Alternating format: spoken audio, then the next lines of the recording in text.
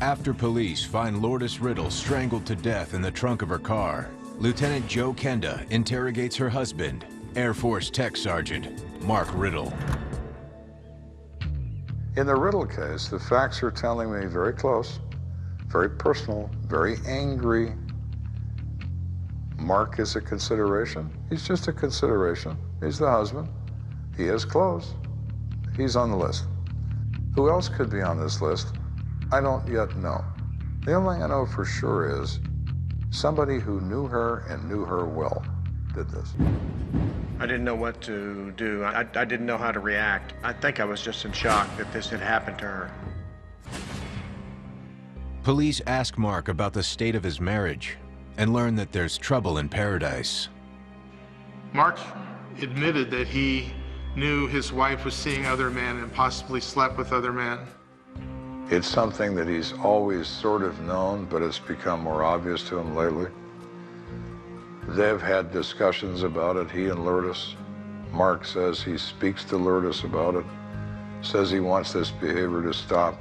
Lourdes promises him she will stop, that she will stop seeing and meeting other men. Mark knows that she's not stopping. They are not happily married. No question about that.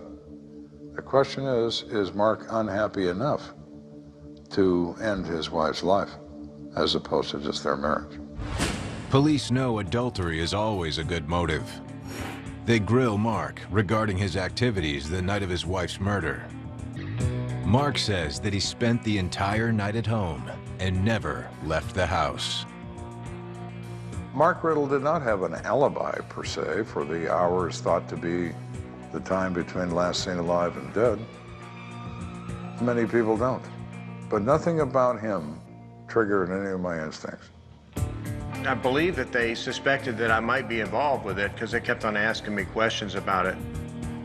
I was very frustrated because I wanted to get home to the children and tell them about the situation. And I said, you know, if you guys are really interested in me, well, give me a daggone lie detector test. Let's get over with this.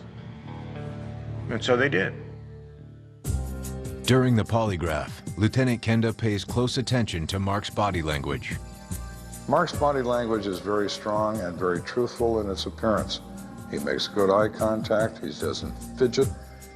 His eyes are not in motion around the room. He's not looking down to the right or up to the left or any of the things you do when you're trying to remember or you're trying to lie.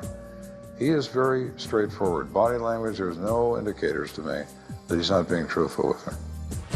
Mark is released from custody, but agrees to let investigators search his home.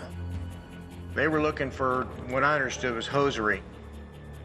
They thought that that was what she was killed with.